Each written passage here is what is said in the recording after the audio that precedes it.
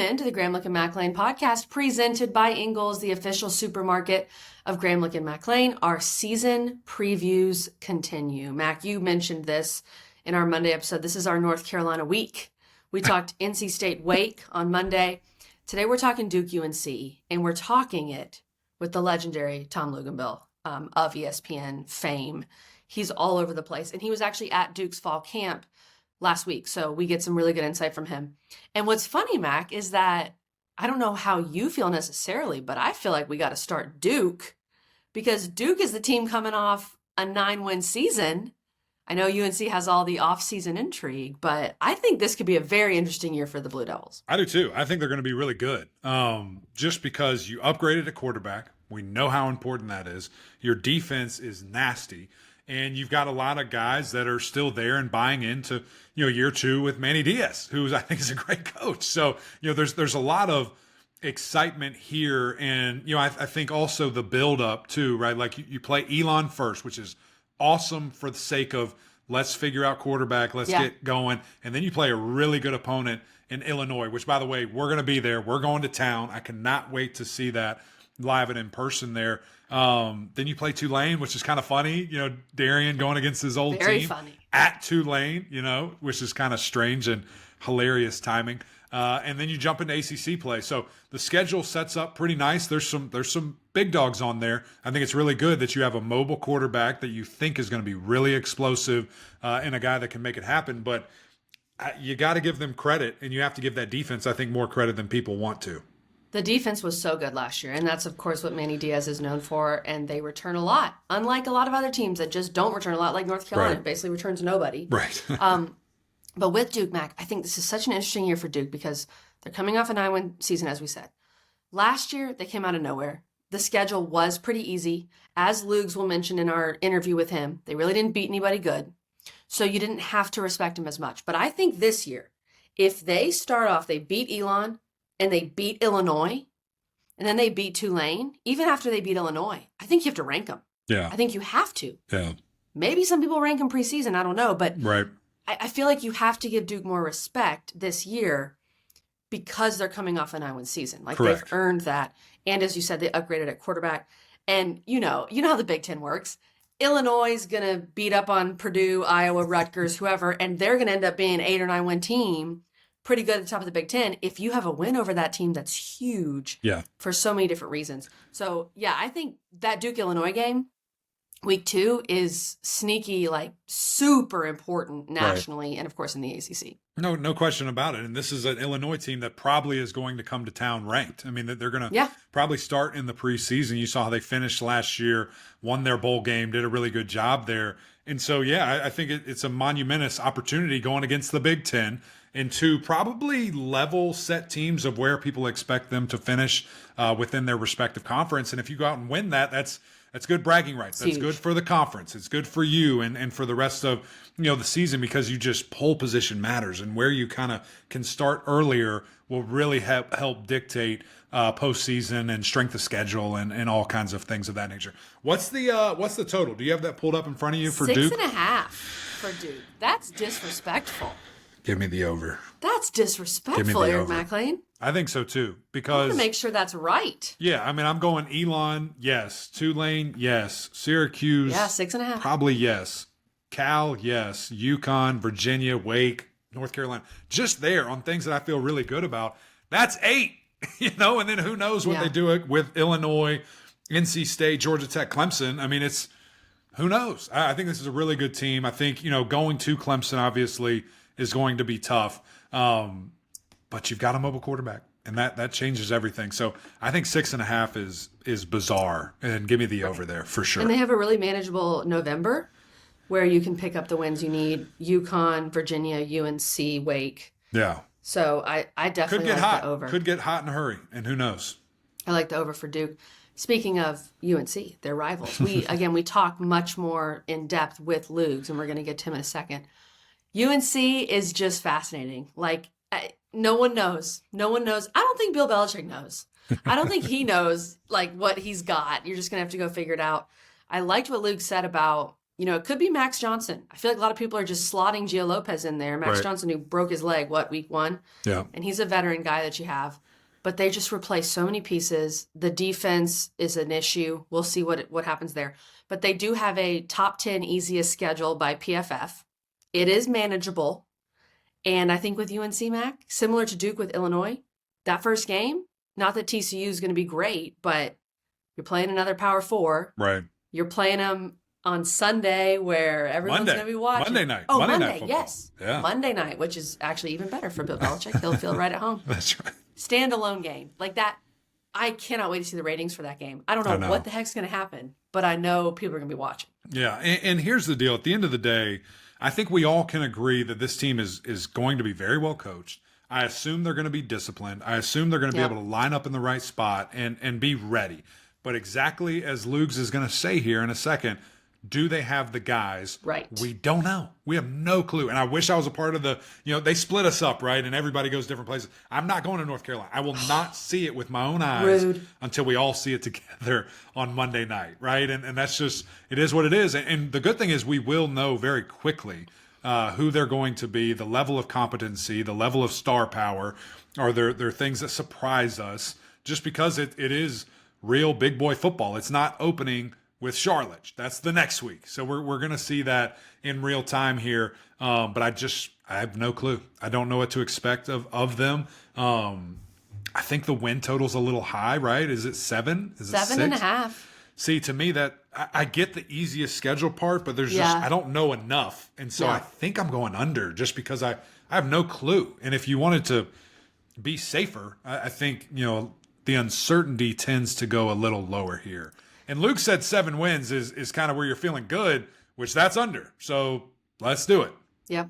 Well, speaking of Luke's, let's get to him, Mac. He was awesome. He was just at Duke's camp. Gives us some great thoughts on North Carolina.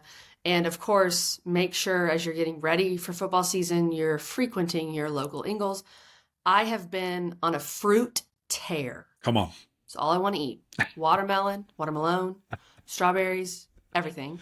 And so Ingles has been hooking me up there, Max. So let's get to a message from our great friends at Ingles and then to Tom Luginbill to talk Duke and UNC.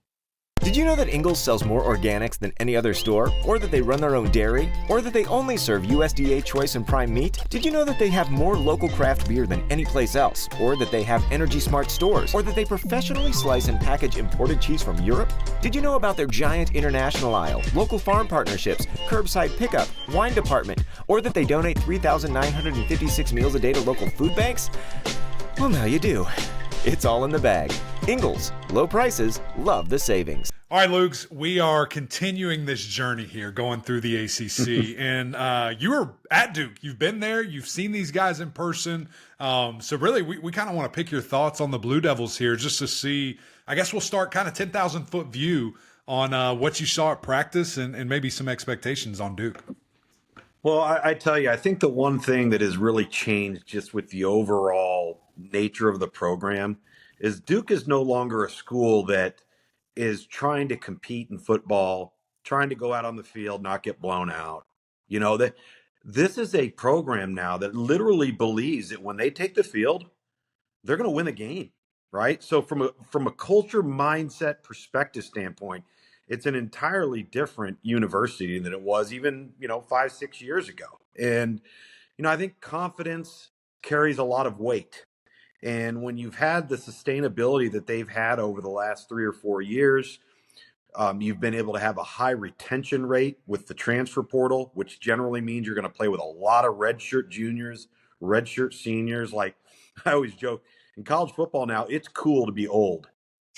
Because the older you are, the more experienced you are, the better off you are, while everybody else is swapping players left and right with freshmen and sophomores. So I think Duke kind of has that going for them. But they're a pretty talented bunch, man. And I think the quarterback upgrade is so drastically different than what they were a year ago, just because this quarterback can get them out of trouble. This quarterback can create. Darian Mensah is a guy that they're going to move the pocket with. They're going to change the launch point. They're going to use him in the run game. They know if something breaks down, they're not dead in the water. Like, and I had Duke a few times last year, and offensive coordinator Jonathan Brewer was trying to be as diplomatic as he could, but I mean, they were handcuffed, dude. Like, if things didn't go perfect, there was no creativity coming from the quarterback position, and that absolutely has had to change, and I think it has. Well, and they still won 9 games, even with that. Exactly. Yeah. Which is crazy when you think about it. Okay, speaking of Darian Mensah, it's so interesting how times have changed, because just a few years ago, Duke is getting scooped and Riley Leonard's getting basically stolen by Notre Dame.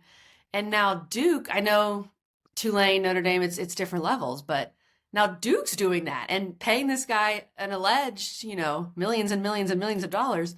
So what was were you able to talk to him and kind of see his personality, it's got to be so weird, Mac, and you, Lugs, like, we didn't play in this world where you know what the quarterback's getting. Like, what was the vibe there? Well, first of all, he better play good. Yeah. They're paying him a lot of money, man. And now, from a player perspective, you got to hold up your end of the bargain. I mean, bottom line, you wanted to deal in the adult world of capitalism and earning. Now you actually have to go do it. It was interesting. He only took one visit. It was the Duke visit. And then he comes off the Duke visit, and he had multiple other visits lined up, and he just decides this is the place I want to be. I really believe, because Jonathan Brewer was at SMU with Rhett Lashlee previously. And I think that they had such a good model of what SMU was on offense last year, and with Kevin Jennings and what he brings, so similar with Darian Mensah. It's like, that's you. That could be you, right? And you see how much the quarterback is utilized. He's the focal point of the offense. We want him involved in every nook and cranny of attacking the field. And I think that they felt, and he felt, that, you're going from a high academic institution at Tulane, right? You're not going to be overwhelmed. Now you're sitting there and you're now at Duke, so that's an easy acclimation. But I think offensively, he just felt like, you know what? This is a place that can accentuate my strengths. This is a place, and not that Tulane didn't, but the moment he jumped in the transfer portal, you knew there were going to be many suitors. But the way this offense is, and understand, man, this offense is an iteration of Gus Malzahn's offense. So, Rhett Lashlee played for Gus Malzahn, was a GA for Gus Malzahn. Jonathan Brewer coached for Rhett Lashlee at Miami, at SMU. Like, there's a lineage here of being able to point to various iterations of this offense across college football over the last 20 years and say, when the quarterback is athletic, this offense flourishes. That's a big selling point. Yeah, it really is. And I think, just when we were talking to Darian and hearing, okay, what are you best at? What are you going to bring to the table? And he said, man, when things get off schedule, I'm at my best. And to your point, as you just said, they had none of that last year. And so just to think how much better could it be? And we're going to get to see it. And I can't wait. And he was super down to earth. And we asked him, just how it's been. He says it's challenging. There's a lot riding on this. And I loved his realness. I loved how upfront he was. And I just thought that was really telling, that it's not some overblown ego. It's a kid that wants to go to work and wants to get really good, which I'm excited about. How about these receivers? How about the pass catchers? Kind of what's around him, Lugs? Body type, skill level? I mean, what did you kind of see there? Because they're losing a couple of really good pieces from last year. They are. They're losing a lot of experience. But, Quayshawn Brown came on last year as their slot utility, stretch the field guy, but he's diminutive in stature. So it's like, if he's downfield, you're trying to get a big explosive play. It's not like he's going to be a red zone target and go out and out muscle people for the ball, but he can be utilized in a lot of different ways. And then I think Samir Hagans is undervalued. I think he was overshadowed last year, not because of a lack of talent, but just because of who else they had on the field. And then you bring in Andrell Anthony from Oklahoma, who they've been really, really pleased with. So I think they know who their 3 to 4 are. And then the Barcade kid that comes over from Harvard, he was really impressive. So I think they know that they've got a strong 3 or 4. Then it comes down to, okay, who's the sub package guys? Somebody goes down, how big is the drop off? And I don't believe they know that yet. I think that's what they're going to find out here in the next 3 weeks of fall camp. They do get Jacquez Moore back in the backfield. Got to keep him healthy. But if you have him and Peyton Jones, they're going to be better at running back than they were a year ago. And they were able to navigate around that. And keep in mind, the running backs are going to become better when there's always a threat of the quarterback keeping the ball. Exactly. So This, 4 of 5 starters are back in the offensive line. I mean, there's when you really break this thing down for Duke, this is about, and I think this goes for so many, it applies to so many teams in college football. They have to come up with a way of winning one possession games. Right? They lost one possession games last year. And the only team they beat with an above 500 record that finished the season was UConn. And so, the next evolution of the program, beat teams that you're quote unquote not supposed to match up against. Okay, beat those teams. And then when you get into those tight field goal, one possession games late, you got to come out with a way of closing it. That's what SMU did last year, like really, really well. They've got to now do that and take the next step, because it's going to be ultra competitive top to bottom. And with the transactional nature of these rosters, like here, talent has been dispersed. You're going to be in late, unless you're just completely outmanned, you're going to be in some late games where talent's fairly equitable, and it's probably going to be a one possession game.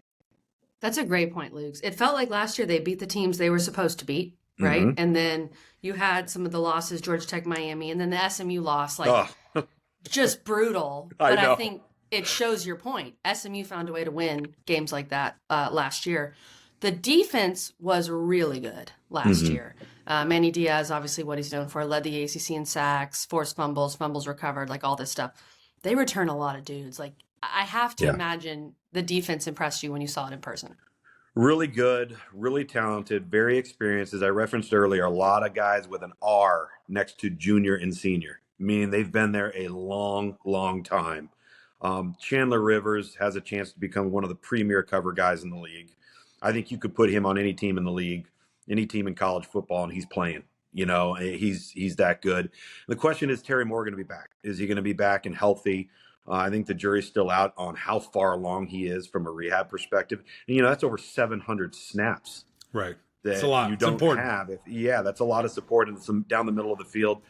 I think, how, everybody focuses on turnover margin, and you should. Like, if you have one of those years where you're like plus 18 or you're plus 22, or like, those are statistical anomalies, right? That doesn't happen. You don't carry that over. Like, I remember the whole Miami turnover chain. I'm like, have fun with that, because next year that's not going to happen the way it happened this year. And so, I think that sometimes applies to tackles for loss, right? Sacks, hurries, pressures. That's the nature of their defense, but I think it's hard to replicate that each and every single year. I still expect them to be very disruptive along the defensive front, because that's where the strength of the team is. Wesley Williams on the edge. They brought in this really nice looking defensive tackle. I think out of Dartmouth, if I'm not familiar. I'm losing track. Is that of the Green? Ivy League Josiah guys. Green? Yeah, the Ivy League guys transferring to Duke. I'm losing track of them. Which makes sense. It's easy to do. It's easy. It's just school. So, and it's interesting because I asked Manny Diaz about that. It's like, it's so imperative that you make the right decisions in the transfer portal. But I think it's also really, really difficult when you're watching an FCS level guy, because you're not just watching him, you're watching who he's playing against. Right.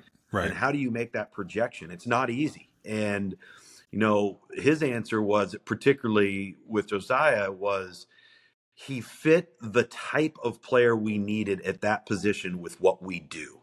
He goes, it was more about his twitchiness, his disruptiveness, the fact that he played a lot of snaps.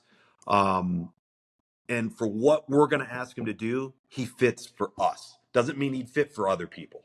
And so I thought it was a really good answer in regards to that. Yeah. And I think, what's interesting to me, you talk about I think turnovers, like you said, way harder to replicate, right? Because there's a lot of luck in that. And the ball gets tipped and guys drop, whatever, who knows.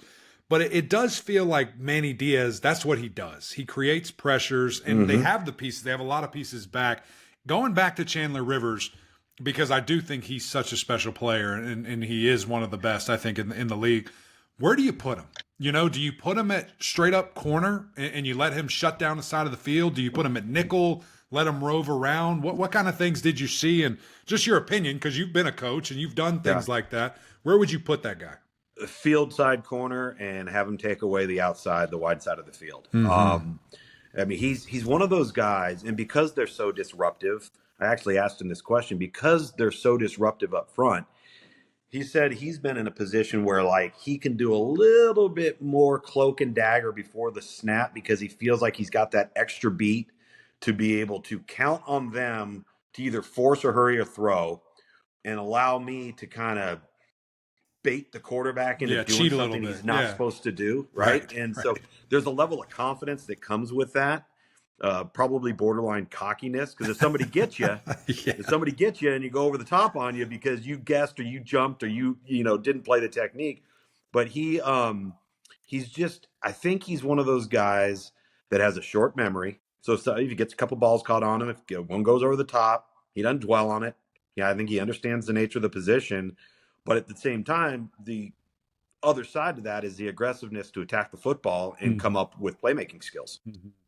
It's going to be fun to see. And again, he's too good of a player to limit him in any way, but also to shut down a whole side of the field is impressive. And it's a big thing. And it's a big thing to ask there. Lugs, let's move on to the Tar Heels, because this is a team, we haven't seen them in person to this point yet. They're a little bit later in the tour here. So really just kind of expectation, a team that has over 70 new players, a team that has the greatest NFL coach ever, heading them up here. How does it translate? How does it work? Are you buying it? Are you selling it? Or do you just not know? Where are you on the Tar Heels? I'm TBD.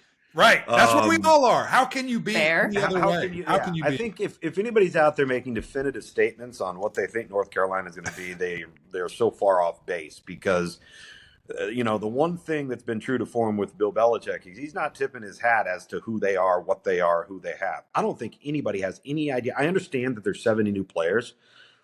Okay, well, peel back the layers, because the question is, who are those players and are they good enough? That's the real question. Okay, how many new players? You got 70. Okay, I don't care about that. Are they good enough? Are they better than what went out the door? Are they going to enhance the program? Are they going to improve you? Does it improve your competitive depth? Is Gio Lopez? I had Gio Lopez twice on midweek Sunbelt games over the last couple of years, and when he's healthy, he's, I think, a really good player. He's a little bit like Dylan Gabriel. And I don't say that just because he's left-handed, but he's built kind of like him and moves around, kind of savvy athleticism. But, I mean, are we convinced that he's going to beat out a healthy Max Johnson? Max Johnson's played a ton of football. Right. And when you actually look at the stat line, it's been pretty productive football. And so I'm not ready to just sit here and say, okay, well, they went out and paid Gio Lopez, and maybe he is just going to be handed the job. But that seems to go against Bill Belichick's nature. How do you replace Amari and Hampton? Who are the weapons on the outside going to be? And, I think along the defensive front, the entire front four is an incoming transfer. So to me, you know what this is all about more so than anything else? It's going to be, what type of locker room do they have? How close-knit are these guys? Do they like each other? Do they love each other? Do they not really like each other, but they respect each other, so they have a common goal of winning? That's got to be the single greatest challenge of Bill Belichick and this staff, right? Is in 3.5 weeks, somehow creating a locker room that can fuel the football team. Because you look at their schedule, it was set up for them to succeed, but you still have to have the roster to actually pull that off. So we'll see, man. I think this is going to, you look at Colorado 2 years ago, and outside of 2 players, that roster was atrocious. Am I saying this is Colorado's roster? I don't think so. I think it's probably better than that as a whole, but they don't have a Shedeur Sanders. They don't have a Travis Hunter. So it's kind of like the roles are reversed. Right. You bring up I think the locker room is fascinating because there's so many new pieces. Yeah. And you don't, look, correct me if I'm wrong, but in the NFL, you're not really rah-rahing. Like, these guys are there to do their jobs. Yeah. And you also had great rosters for most of your tenure if you're Bill Belichick. Mm-hmm. So I'm just so curious how that plays out. But also for me, a lot of it comes down to the defense. Like, this defense has been bad for so long. As long as Mac and I have been doing this podcast, every single offseason, it's, how's the defense fixed? Well, it's been what has held them back. It was a lot like Miami last year. Drake May and Sam Howell and Omari and Hampton. Crazy. These are pros. There are a lot of woes. Yeah. But it's just, and they've had more talented defenses because they had 5 stars that just didn't pan out. There are basically no returners here. You lose Bo Atkinson, you lose Amari Campbell, and then Steve Belichick's in charge, right? A lot of this comes down to the defense. I don't hear a lot of people talking about it, but to me, that's my big question with UNC. Listen, I totally agree with you. I mean, it's almost like the Bad News Bears over there, right? It's like they're Yeah. just throwing out a bunch of guys who've all worn a different uniform a year ago. And now you're saying, okay, in a short period of time, a lot of these guys, they don't even know each other. They didn't know each Yeah. other previous to arrival. They don't have an allegiance to the school. They don't, so where is like that? That's the scariest thing to me about all of this, not just with North Carolina, but with the portal as a whole. Is like you start throwing money around, well, is is that more important than winning? Is that more important than being an awesome teammate? Like that's the danger, especially when you're dealing with young people. Like you said, Kelly, in professional football, like that's a full-time job and they know exactly what is required of them or they're not going to be around very long. That's where we don't know how this is all going to flush out. And Right. I would be willing to guess that there weren't a lot of players on this roster that UNC had to fork over a bunch of money for. Sure. To get, at least not in this cycle. Now, maybe in next cycle, they're going to be on the market and say, okay, we know what our foundation is right now of who we have. Let's go find 10 to 15 guys. Right. Right. And so I don't know. I think to be honest with you, I think it's more with all the hype and everything that surrounded Deion Sanders, going into that first year at Colorado. I actually think this is far more fascinating. Do you? I agree. Why is that? Why do you find that? Because you're taking a coach, arguably the greatest coach of all time for 50 years, all right, in professional football, an entirely different game, rules for everybody, and everybody's got to abide by the same rules. It's true. You have draft, you have free agent, and now all of a sudden you take that individual and you put him smack dab into the most chaotic version of college athletics the world has ever seen. And it's not an old man's game. Right. No. It is a young man's game. And so now, I mean, even the way things are staffed now, like you can't live in this world unless you're staffed like an NFL front office or an NFL player personnel department. All right. So we already know that, he's diving, feet first into that. But you're dealing with 17, 18 to 22-year-olds. You're not dealing with grown men. You're going to deal with off the field problems. You're going to deal with guys showing up late. You don't have a fine schedule. Like what?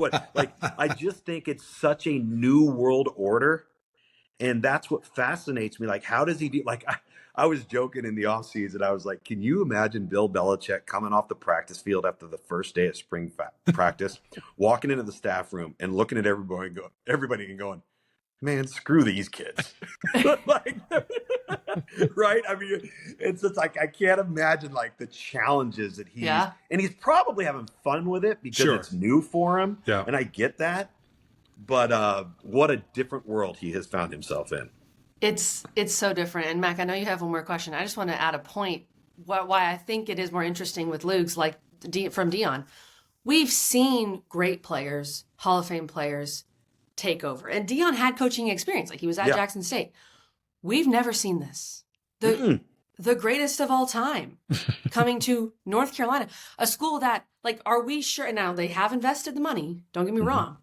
But what's it going to be if UNC's 4-6 and there's no one there for, the Duke game on November 22nd? Right. Like, what's that going to look like? I'm fascinated. Yeah, it is going to be weird. No question about it. And that's kind of where I wanted to finish here, Luke, just with them in the investment, $10 million for the first year. And who knows all the NIL that they, said they were, who knows what they used, what they didn't.